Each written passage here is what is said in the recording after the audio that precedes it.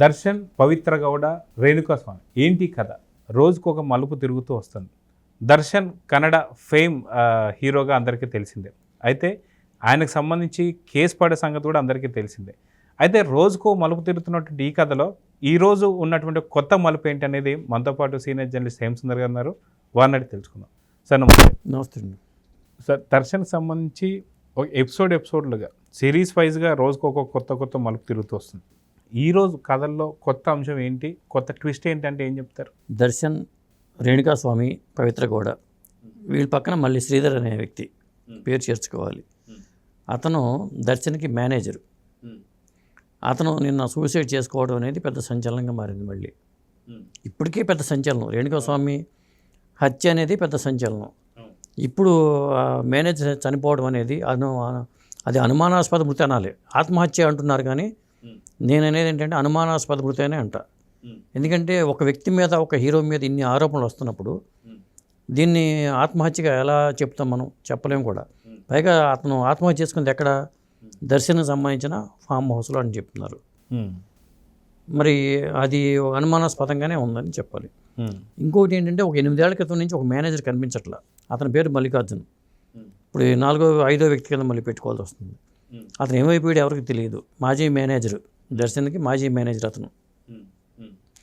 అతను దర్శన్తో కొంత విభేదాలు తలెత్తినాయి. అతను బయటకు వచ్చి కొంచెం సినిమాలు తీసి అప్పుల పాలు అయిపోయాడు అంటారు. హీరో అర్జున్ దగ్గర, మన అర్జున్ సజ్జా దగ్గర ₹1 కోటి అప్పు తీసినాడంటే అన్నారు.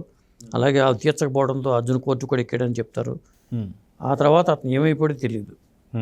ఇప్పుడు ఏంటంటే ఒకటి కదులుతున్నాయండి. చాలా విషయాలు బయటకు వస్తున్నాయి. ఇంకా రేపు ఏం వస్తాయి, ఎల్లుండి ఏం వస్తాయి కూడా అర్థం కాని విధంగా ఉంది. ఇది ఎవరో కావాలని దర్శనం మీద పొలవడం అయితే కాదు నేను అనుకోవటం. ఒకసారి ఒక కేసులో ఇరుకున్న తర్వాత పోలీసుల దర్యాప్తులో అనేక విషయాలు బయటపడుతూ ఉంటాయి. దర్శనం మన రేణుకా స్వామిని హత్య చేయటమే ఒక దారుణమైన చర్య. ఆ తర్వాత ఇవన్నీ రావటం అంటే అసలు ఇక నాకు తెలిసి దర్శనం బయటకు వచ్చే సూచనలు అయితే కనిపించట్లా. అయితే ఇక్కడ చూసుకుంటే దర్శన్కి సంబంధించి మొదటిగా ఆయన చేస్తున్నటువంటి తప్పుల్లో మనకు ప్రధానంగా కనిపిస్తుంది ఏంటంటే స్త్రీల పైన ఉన్నటువంటి ఒక మోజ్ అనుకోవచ్చు, లేకపోతే ఉమనైజర్ అని చెప్పేసి అనుకోవచ్చు. అయితే పెళ్ళైన తర్వాత, ఒక కొడుకున్న తర్వాత మళ్ళీ పెళ్ళైనటువంటి ఇంకొక ఆవిడతో రిలేషన్ ఏదైతే పవిత్ర గౌడతో కావచ్చు, ఇవే కాకుండా అంతకుముందు కూడా గతంలో కూడా చాలా వరకు మనం కూడా ఇంతకుముందు మాట్లాడు నిఖిత అనేటువంటి ఒక ఆర్టిస్ట్తో కూడా తను రిలేషన్ మెయింటైన్ చేస్తున్నాడని, ఇవి కాకుండా చాలా వరకు షూటింగ్స్లో కూడా కొంతమందితో రిలేషన్ మెయింటైన్ చేసేవాడని చెప్పేసి అన్నాడు. సో ఓన్లీ ఈ యొక్క ఆలోచనల వల్లే ఇంత ఇబ్బందులు పాలయ్యాడా దర్శన్ అంటే ఏమంటారు మీరు? అంటే ఇలాంటి బిహేవియర్ అతనికి ఉందండి. గతంలో చాలా అంశాలు ఉన్నాయి అతని మీద. అంటే ఒక విధంగా రౌడీ యాక్టివిటీస్ అన్నీ ఇతని మీద ఉన్నట్టుగానే మనకి తెలుస్తున్నాయి. అట్లా తెలియటం వల్ల ఏమైందంటే ఇప్పుడు అన్నీ బయటకు వస్తున్నాయి. గతంలో ఏంటంటే పార్టీలు పెట్టుకోవడం, సినిమా ఛాన్సులు కొట్టేయటం, ఆ తర్వాత సినిమా ఫీల్డ్ కామన్గా జరిగేది అది. ఎందుకంటే ముందు పార్టీలో లేదా డ్రగ్స్ పార్టీలో, అమ్మాయిల పార్టీలో ఇవన్నీ కామన్గా ఉంటూ ఉంటాయి. ఉండి దశలుగా ఎదుగుతూ ఉంటారు కొంతమంది. అందరినీ ఒక ఘాటను కట్టలేము మనం. దర్శనం ఆ కావులోకి వచ్చే వ్యక్తిగానే మీడియాలో వస్తున్న వార్తలు చూస్తుంటే మనకు అర్థమవుతుంది. పైగా ఆడవాళ్ళ వ్యవహారం, భార్య విజయలక్ష్మికి కొడుకున్నాడు. ఆ తర్వాత నిఖితతో ఎఫ్ఐఆర్, ఆ అమ్మాయిని బహిష్కరించారు 3 ఏళ్ల పాటు ఇండస్ట్రీ నుంచి. ఆ తర్వాత పవిత్ర గౌడతో లివింగ్ రిలేషన్షిప్ అంటున్నారు. ఇట్లా జరిగింది. అంటే ఆడవాళ్ళ వ్యవహారం వల్లే హత్య చేయాల్సి వచ్చిందా, లేకపోతే ఇది ఫైనాన్షియల్ లావాదేవీలు ఏమైనా ఉన్నాయా, లేకపోతే ఇల్లీగల్ కనెక్షన్స్ ఏమైనా ఉన్నాయా, ఇలాంటి అంశాలన్నీ ఆలోచించాల్సి వస్తుంది. ఎందుకంటే వాడు శ్రీధర్ అనే మేనేజర్ ఆసుపత్రి మృతి చెందాడంటే అతనికి దర్శనం సంబంధించిన చాలా విషయాలు, సాధారణంగా మేనేజర్కి ఎక్కువ విషయాలు తెలుస్తాయి. పెద్ద వాళ్ళలో డ్రైవర్లకిను మేనేజర్లకి తెలుస్తాయి ఎక్కువ విషయాలు. అతనికి ఎక్కువ విషయాలు తెలుసు కాబట్టి తెలిసిన వ్యక్తిని లేకుండా పోయాడంటే ఇవన్నీ బయటకు వస్తాయని భయంతో కూడా చంపండొచ్చుగా, అవకాశం ఉందిగా. అయితే దర్శన్ ఇప్పుడు కస్టడీలో ఉన్నప్పుడు మేనేజర్ సూసైడ్ చేసుకోవడానికి అంటే దర్శన్కి సంబంధించి ఎవరైనా వ్యక్తులు ఏదైనా చేసి ఉండొచ్చు అనుకోవచ్చా, లేదంటే నిజంగా దర్శన్ ఇప్పుడు కస్టడీలో ఉన్నాడా, లేదంటే బయట ఉండే ఇప్పుడు దర్శన్ చేతుల మీద జరిగిందా? ఇలాంటి అనుమానాలకి చెక్ పడాలి అంటే ఎప్పుడు పడవచ్చు అంటారు? నేను అనుకోవడం వాళ్ళు బయటికి రారండి. ఇప్పుడు పవిత్ర గౌడని అరెస్ట్ చేశారు. పవిత్ర గౌడ మేనేజర్కి చాలా విషయాలు తెలుసు. ఇప్పుడు మళ్ళీ పవిత్ర గౌడ మేనేజర్ కూడా టార్గెట్లో ఉండొచ్చు.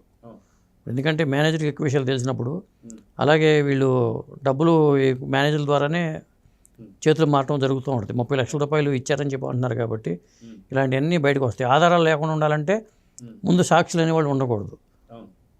ఇది ఎప్పుడే పెద్దవాళ్ళ వ్యవహారం ఇన్వాల్వ్ అయితే ఏమవుతుందంటే వాళ్ళ ప్రాణాలకి ముప్పు వాటి వెళ్తుందంటానికి ఉదాహరణగా ఇది చెప్పుకోవాల్సి వస్తుంది. వాళ్ళ ఈ మేనేజర్ని కూడా దర్శనం చంపాడా లేదా అంటే మళ్ళీ రేపొద్దున తెలియాల్సిందే, దర్యాప్తులో తేలుతుంది అది నిజంగా సూసైడా లేకపోతే ఒత్తిడికి లోనే కూడా సూసైడ్ చేసుకోవచ్చు. చేసుకున్న వ్యక్తి వాళ్ళ ఇంటికి వెళ్ళి చేసుకోవాలి. లేదా ఏదైనా సూసైడ్ నోట్, సూసైడ్ నోట్లో ఎవరికి సంబంధం లేదని రాసాడు అతను. సూసైడ్ నోట్ అయితే వచ్చింది. దీంట్లో నేను ఒక్కడనే నాకున్న సమస్యల వల్ల నేను చనిపోతున్నాను కానీ దీంట్లో ఎవరి ప్రమేయం లేదని అతను రాశాడు. రాయించవచ్చు కూడా, చెప్పలేం కదా అది. సో మొత్తానికి ఈ కథ ఇప్పటితో ముగిసేలా లేదు. ఇది సాధారణంగా దర్శన్ ఒక సినిమా హీరో లాగా ఉండి 3 గంటల్లో కథ కంప్లీట్ కావాల్సింది కాస్త 30 రోజులు కాస్త రోజు సీరియల్ లాగా ఒక టీవీలో సీరియల్ లాగా జరుగుతూ వస్తుంది. ఎప్పుడు దీనికి ముగింపు పలకొచ్చు అంటే ఏమంటారు? ఇప్పుడు సినిమాలు కూడా పార్ట్ 1 పార్ట్ 2 లాగా వస్తున్నాయి కాబట్టి ఇది మొన్న రేణుకాస్వామి హత్య పార్ట్ 1 అనుకుంటే మేనేజర్ అనుమానాస్పద మృతి అనేది పార్ట్ 2 అనుకోవాలి. దీనికి దర్యాప్తు చేస్తే దీంట్లో మరి ఇవన్నీ బయటకు వచ్చినాయి అనుకోండి, ఆధారాలు దొరికినాయి అనుకోండి పూర్తిగా, ఇప్పటికే రేణుకాస్వామి దాంట్లోనే పూర్తిగా దొరికిపోయారు ఆయన, పూర్తిగా కురికిపోయినట్టే ఆ కేసులో. కాబట్టి బయటికి రావడం చాలా కష్టం అక్కడ వరకే.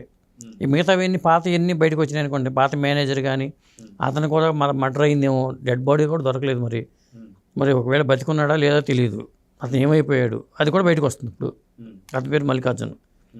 ఇట్లా ఇవన్నీ బయటకు వస్తున్న కొద్దీ ఇప్పుడు ఒక ఇమేజ్ వచ్చింది, కాటేరా అని పెద్ద హిట్ వచ్చింది ఈ మధ్యన.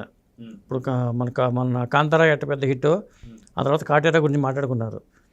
ఆ తర్వాత అతనికి అవకాశాలు బాగా పెరిగిపోయినాయి. ఒక పక్కన 100 కోట్ల సినిమాలన్నీ ఆగిపోయి ఉన్నాయి. అటు నిర్మాతలు మునిగిపోతున్నారు, ఇటు Sridhar family manager family suffer అవ్వాల్సిందే, అటు పవిత్ర కూడా సఫర్ అవ్వాల్సిందే.